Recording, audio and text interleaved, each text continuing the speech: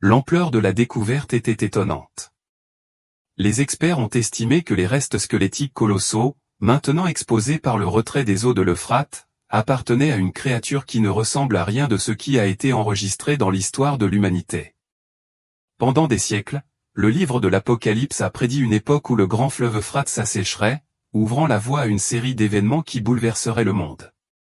Jusqu'à présent, beaucoup considéraient cette prophétie comme un simple symbolisme.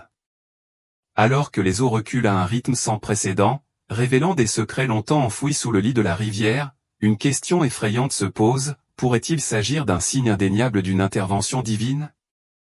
Tout au long de l'histoire biblique, l'Euphrate a été associé aux anges déchus et à la venue de l'Antéchrist. Cette découverte pourrait-elle marquer le dernier avertissement avant le début de la grande tribulation?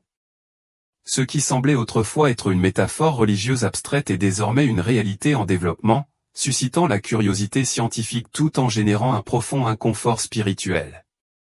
Sous la terre craquelée et desséchée, quelque chose d'extraordinaire a émergé, quelque chose qui défie les explications conventionnelles. Parmi les nombreuses révélations surprenantes figure la structure squelettique d'une entité gigantesque. Son immense structure, étalée sur le lit exposé de la rivière, ressemble aux vestiges d'une légende oubliée depuis longtemps. À première vue, il ressemblait aux os d'une bête mythique, tirée du folklore ancien. Mais ce n'était pas un simple fantasme, c'était réel.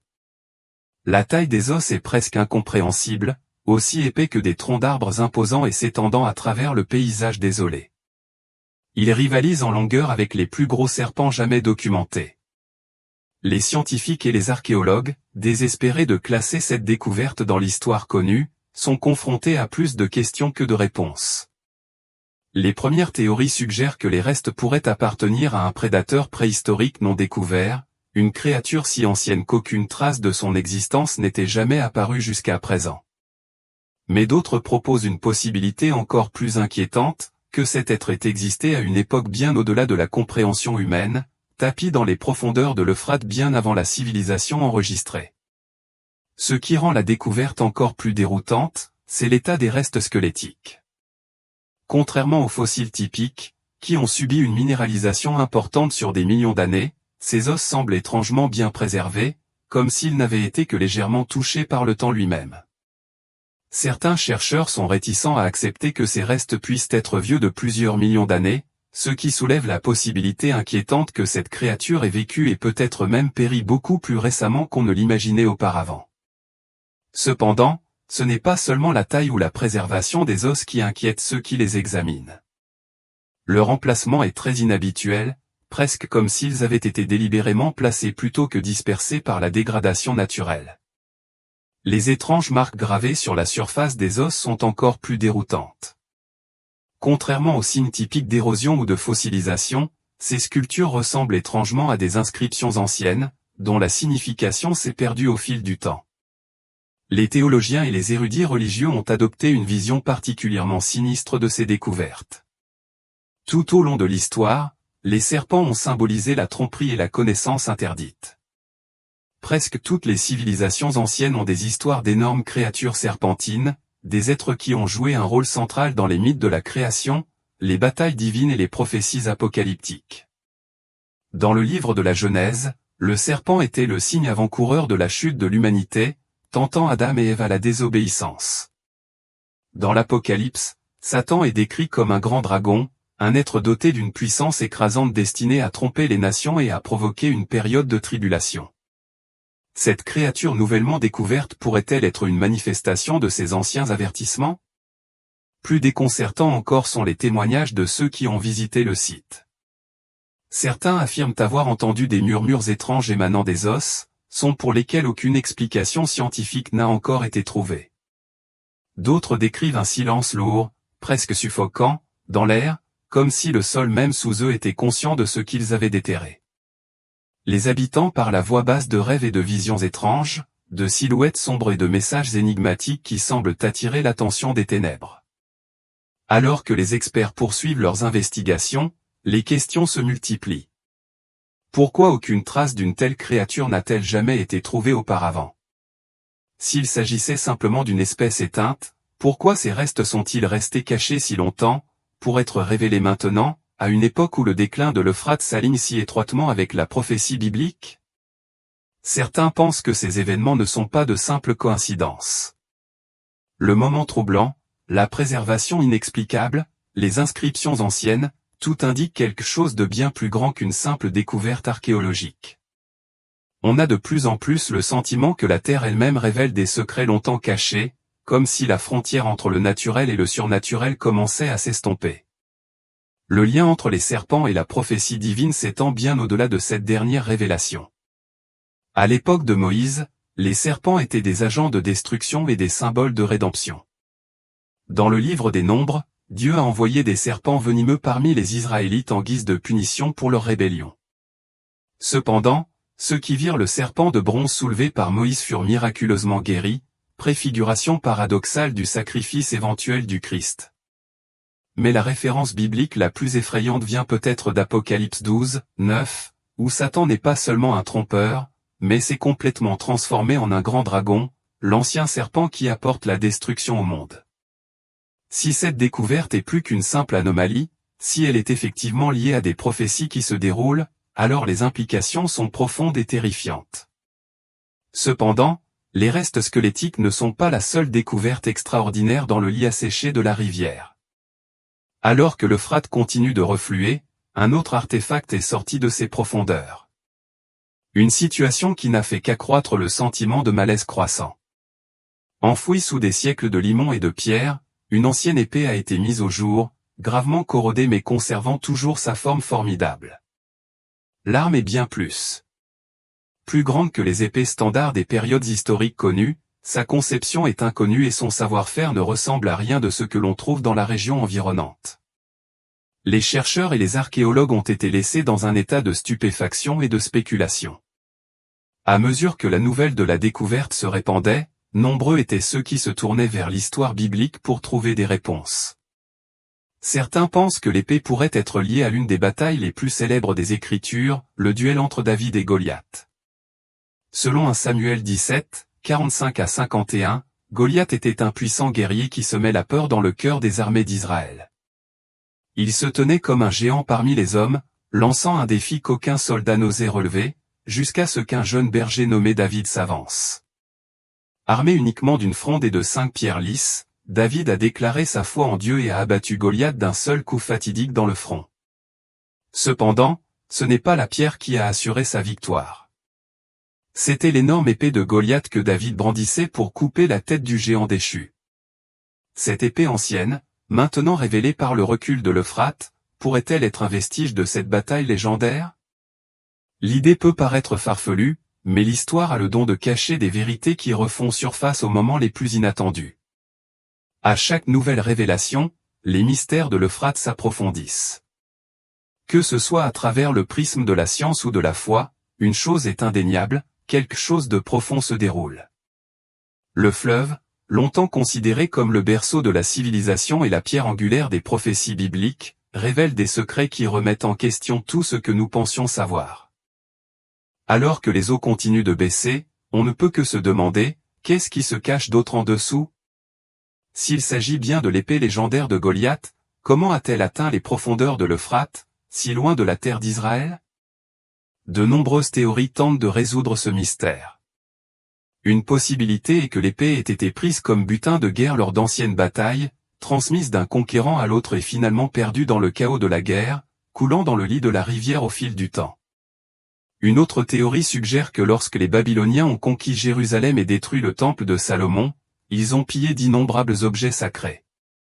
Si l'épée de Goliath faisait partie des trésors saisis, elle aurait pu être transportée vers l'Est, puis jetée, cachée ou oubliée au fil des siècles.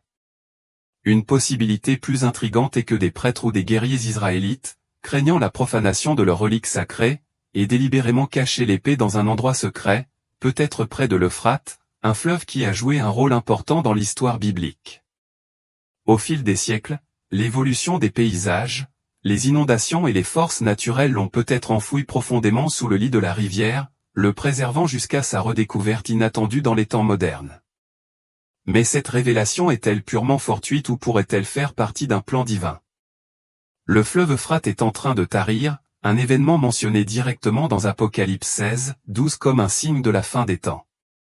L'identité de Goliath lui-même ajoute au mystère. Certains pensent qu'il n'était pas simplement un guerrier géant, mais un descendant des Néphilim, l'un des êtres les plus énigmatiques et controversés décrits dans la Bible. Les découvertes récentes, l'assèchement de l'Euphrate, la découverte d'un énorme squelette de serpent et maintenant l'apparition de cette épée ancienne sont difficiles à considérer comme un simple hasard. S'agirait-il d'avertissements divins? Des signes que les prophéties bibliques se déroulent sous nos yeux. Nous voulons connaître votre opinion.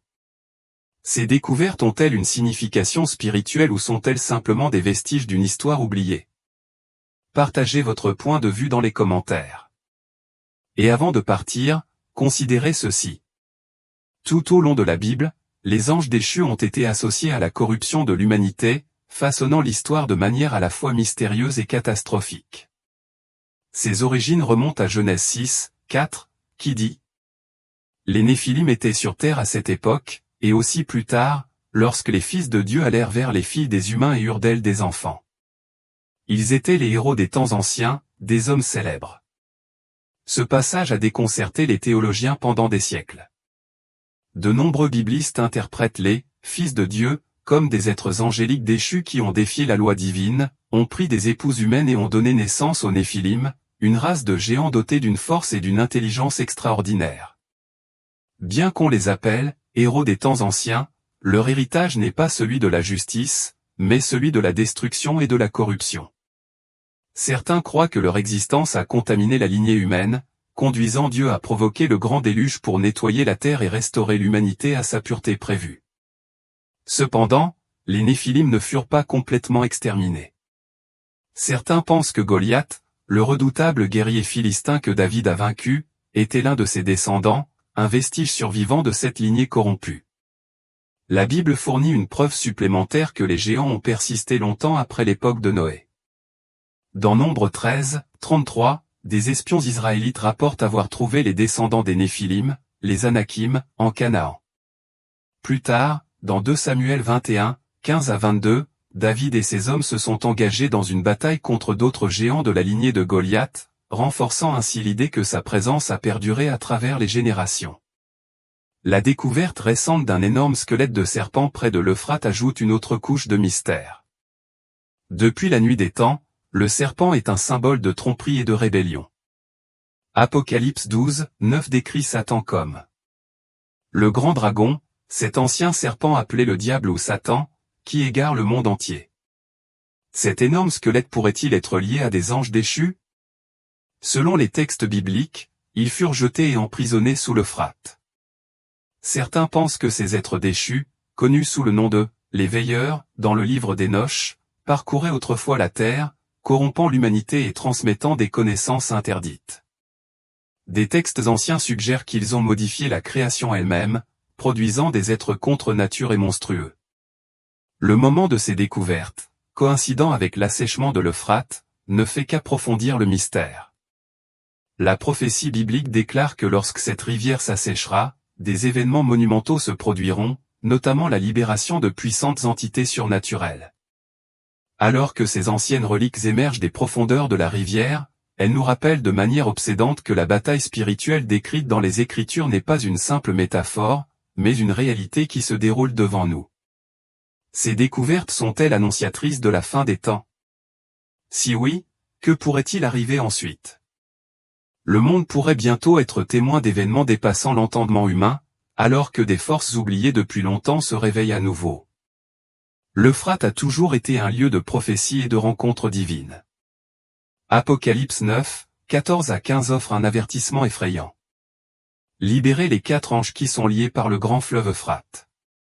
Ils ont été liés et emprisonnés pendant une période précise de l'histoire, attendant le moment où ils seraient libérés pour provoquer une destruction inimaginable, tuant un tiers de l'humanité. Mais pourquoi l'Euphrate? Cette rivière a toujours été plus qu'un simple repère géographique.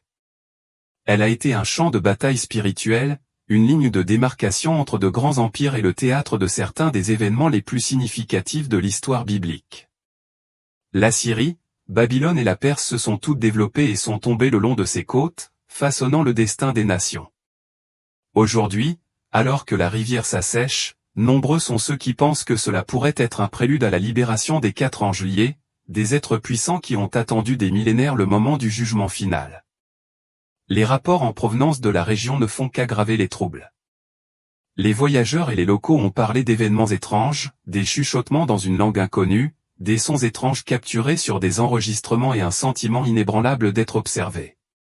Certains rapportent avoir entendu des voix les appelant, tandis que d'autres rapportent la sensation d'une présence invisible cachée au-delà de leur vue. Seraient-ce les voix d'anges emprisonnés dont les chaînes s'affaiblissent après des siècles d'enfermement? Si sa libération est imminente, quelles horreurs s'ensuivront? Contrairement à d'autres entités déchues, ces êtres étaient si dangereux qu'ils étaient enfermés, attendant leur heure fatidique. Ces murmures pourraient-ils être des messages de guerre, préparant son dernier acte de vengeance? L'Euphrate a toujours été une frontière entre les civilisations, mais la prophétie biblique déclare que ces eaux s'assécheront pour préparer la voie au roi de l'Est, ouvrant ainsi la voie à la bataille finale d'Armageddon. Alors que le fleuve recule à un rythme sans précédent, des ruines antiques et des inscriptions énigmatiques sont apparues, dont certaines ne ressemblent à rien de ce que l'on a vu auparavant. À la spéculation s'ajoute la découverte d'un énorme squelette de serpentine dans le lit asséché de la rivière. Serait-ce une preuve supplémentaire de la corruption causée par les anges déchus? Ont-ils manipulé la nature elle-même, créant des abominations au-delà de la compréhension humaine?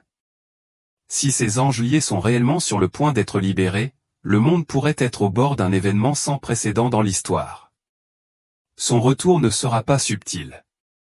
Cela ébranlera les nations, manipulera les dirigeants et plongera l'humanité dans le chaos. Des guerres, des tromperies et des événements surnaturels pourraient s'ensuivre, ouvrant la voie à la montée de l'Antéchrist. La Bible prévient qu'avant le retour du Christ, les forces des ténèbres se lèveront dans une dernière tentative pour prendre le contrôle. L'Antéchrist émergera comme une figure d'une grande influence, offrant de faux espoirs à un monde désespéré. La libération de ces anges pourrait-elle être le catalyseur de cette tromperie finale? La prochaine éclipse totale de lune, communément appelée « lune de sang », qui aura lieu le 14 mars, ajoute au sentiment d'urgence. Tout au long des Écritures, les lunes de sang ont été liées au jugement divin et à la prophétie de la fin des temps. Le prophète Joël a déclaré « Le soleil se transformera en ténèbres et la lune en sang avant que vienne le jour grand et terrible du Seigneur » Joël 2, 31. Tout au long de l'histoire, des événements importants ont coïncidé avec des tétrades de lune de sang, comme la renaissance d'Israël en 1948 et la guerre des 6 jours en 1967. La prochaine lune de sang pourrait-elle être un autre signe que nous sommes sur le point de réaliser la prophétie? Les panneaux s'accumulent. La question est, sommes-nous attentifs? La lune de sang du 14 mars pourrait-elle être un autre maillon crucial d'une chaîne prophétique se déroulant sous nos yeux? Ce qui rend cet événement céleste encore plus énigmatique est son étrange lien avec de récentes découvertes inquiétantes. Le fleuve Euphrate, l'un des sites les plus importants dans les prophéties bibliques, s'assèche à un rythme alarmant. Dans Apocalypse 16, 12, il est écrit, « Le 6e ange versa sa coupe sur le grand fleuve Euphrate, et ses eaux tarirent pour préparer le chemin au roi de l'Orient. » Pendant des siècles, beaucoup ont interprété cette prophétie de manière métaphorique, estimant qu'elle symbolisait un bouleversement futur. Pourtant, aujourd'hui, alors que le fleuve recule, le monde est témoin d'une transformation sans précédent, une transformation qui s'aligne étrangement sur les écritures anciennes. L'Euphrate, autrefois une bouée de sauvetage pour les grandes civilisations, est aujourd'hui en train de disparaître, révélant des mystères enfouis depuis longtemps qui défient toute explication. Mais l'Euphrate n'est pas le seul fleuve à subir des changements dramatiques. L'Amazonie souffre également d'une sécheresse sans précédent qui provoque des dégâts considérables. Parmi les découvertes étranges figuraient 10 restes humains. 5 d'entre eux ne sont que des crânes, tandis que les 5 autres sont des cadavres sans tête. Que pourrait signifier ce schéma inquiétant?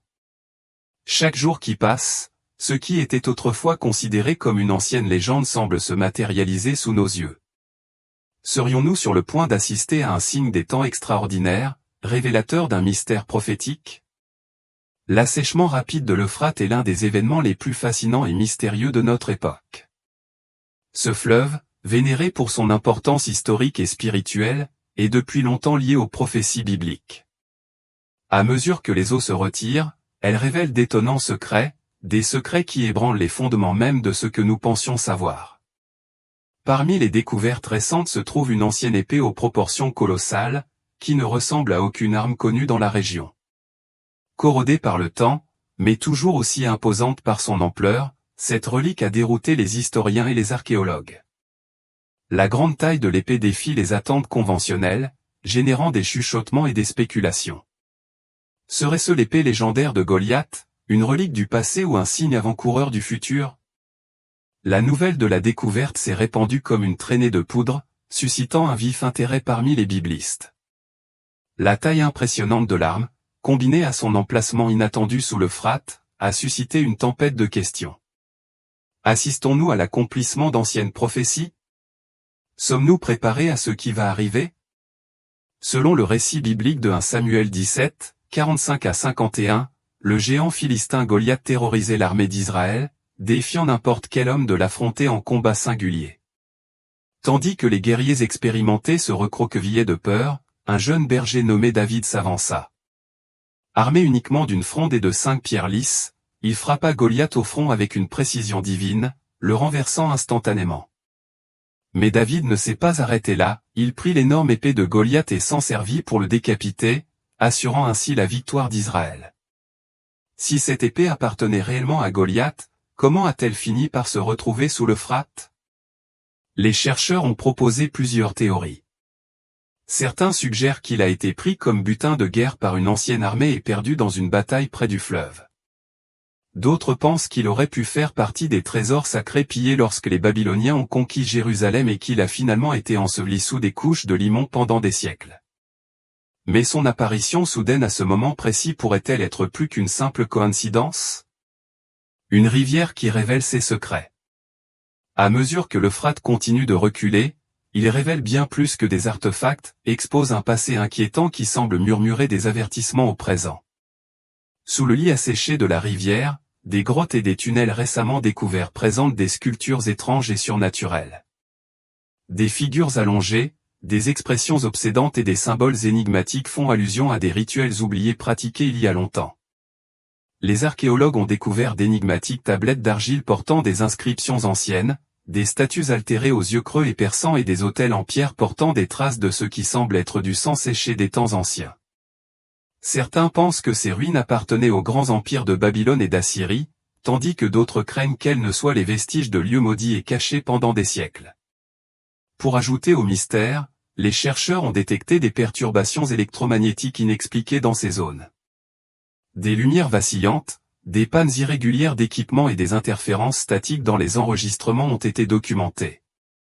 Ces anomalies pourraient-elles être les échos d'une énergie ancienne, réprimée pendant des siècles sous l'eau? Le rôle prophétique de l'Euphrate. De la Genèse à l'Apocalypse, l'Euphrate a servi de frontière entre le naturel et le surnaturel, le terrestre et le divin. C'est là qu'Éden a prospéré, a été témoin de la montée et de la chute des empires et, selon la prophétie, jouera un rôle décisif dans les derniers jours. La Bible met en garde contre le moment où les anges déchus, liés sous l'Euphrate, seront libérés et déchaîneront le chaos sur le monde. Ces forces surnaturelles agitent déjà et influencent subtilement les événements mondiaux.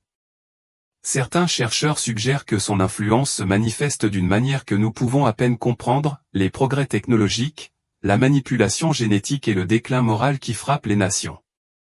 Si cela est vrai, alors l'assèchement de l'Euphrate et la révélation de reliques perdues pourraient être les signes d'un règlement divin imminent. L'apparition de l'épée de Goliath, qu'elle soit symbolique ou littérale, pourrait être le signe avant-coureur de la bataille ultime entre le bien et le mal. Voyons-nous les derniers signes. Partout dans le monde, les troubles s'intensifient, guerres, catastrophes naturelles, troubles sociaux et fascination croissante pour le surnaturel. Ces événements s'alignent étrangement sur les avertissements de Jésus concernant les derniers jours. Il y aura des signes dans le soleil, dans la lune et dans les étoiles, les nations seront dans la détresse et dans la confusion au bruit de la mer. Les peuples défailliront de terreur, craignant ce qui arrive au monde, Luc 21, 25 à 26. Jésus a comparé les derniers jours à l'époque de Noé, lorsque la corruption et les interférences surnaturelles conduisaient au jugement divin. Aujourd'hui, les parallèles sont indéniables. Si les anges déchus restent toujours liés sous l'Euphrate, leur libération imminente pourrait-elle indiquer que le retour du Christ est proche? Le livre de l'Apocalypse nous dit que le 6e ange versera sa coupe, asséchant le fleuve pour préparer le chemin au roi de l'Orient. Ce passage suggère que le déclin de l'Euphrate n'est pas simplement un phénomène environnemental, mais un signe spirituel, un marqueur sur la chronologie divine de Dieu. Sommes-nous prêts? Cependant, comme le prévient 2 Pierre 3, 3 à 4, les sceptiques rejettent ces signes. Où est ce qu'il a promis? Depuis la mort de nos ancêtres, tout continue comme depuis le début de la création. Pour ceux qui ont des yeux pour voir, les éléments de la prophétie se mettent en place.